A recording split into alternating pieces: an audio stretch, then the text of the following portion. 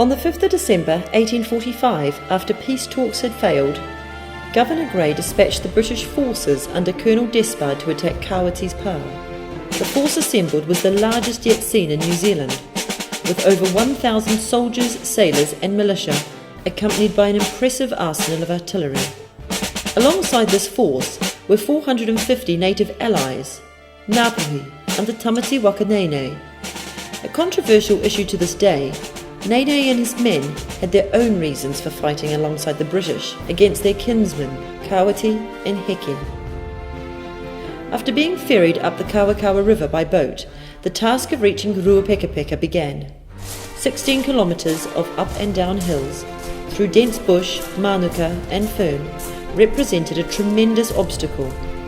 An obstacle that even with the help of friendly natives and a chivalrous opposition who agreed not to attack them on their journey, was to take the army 20 days to navigate. Each man forced to carry a 32 or 18-pound shot in addition to his kit, and sometimes 50 or 60 men physically dragging the heavy guns. Soldiers and guns began to arrive on site and set up camp on the 23rd of December. By Christmas Eve, the first shots were fired at the Pa. Rockets and musket fire signalled the beginning of the assault. Every day as new guns arrived, they were added to the battery. At the main camp, a 32-pounder, a brass 12-pound howitzer and a 6-pound gun. In the main battery, some 400 yards from the Pa, were 4 mortars and 2 32-pounders. And in the forward battery, only 250 yards from the Pa, were 2 howitzers, an 18 and 12-pounder. It took until the 10th of January to complete all 3 batteries, but reports suggest that the Pa had suffered a constant barrage night and day since New Year's Eve. During this period, contact between the sides was constrained to a series of small skirmishes, the most notable on the 2nd of January, when a force from the Pa attempted to attack the main battery. The resulting melee was an all-Māori affair, pitching Nene's friendlies against Kawati's toa, Ngāpuhi fighting Ngāpuhi. The attack was fought off. On completion of the batteries, Despard ordered a new intensity to the barrage. All guns firing a relentless rain of iron and fire on the Pa. One who was present said, "Rockets, mortars, ship's guns, not brass guns, all burst out firing at once. We were almost deaf with the noise, and the air was full of cannonballs. The fence of the fort began to disappear like a bank of fog before the morning breeze. So now we saw that the soldiers had at last learned how to knock down a Pa."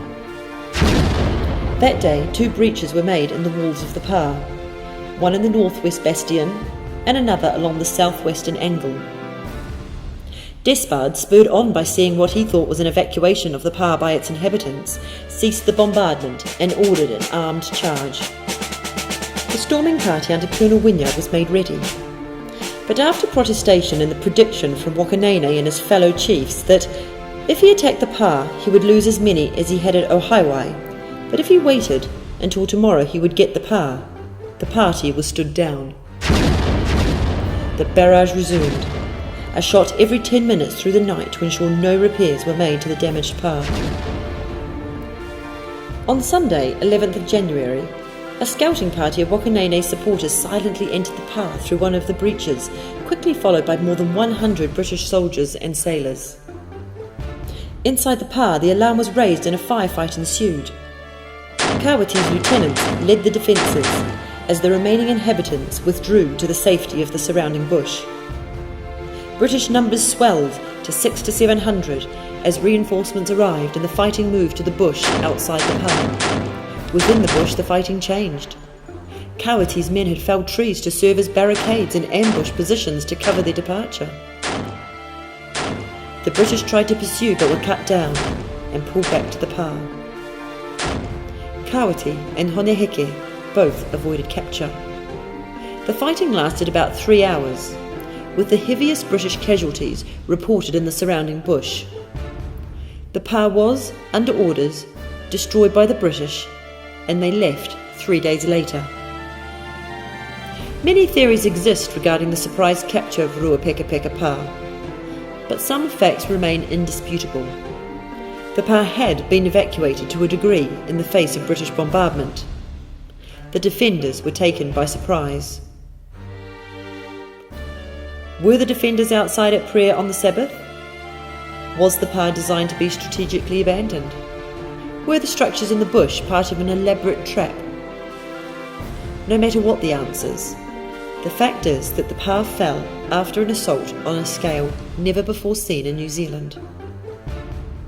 Historians argue that the result was a tactical draw, but ultimately both sides were fighting different wars from different perspectives with different objectives that can never be reconciled.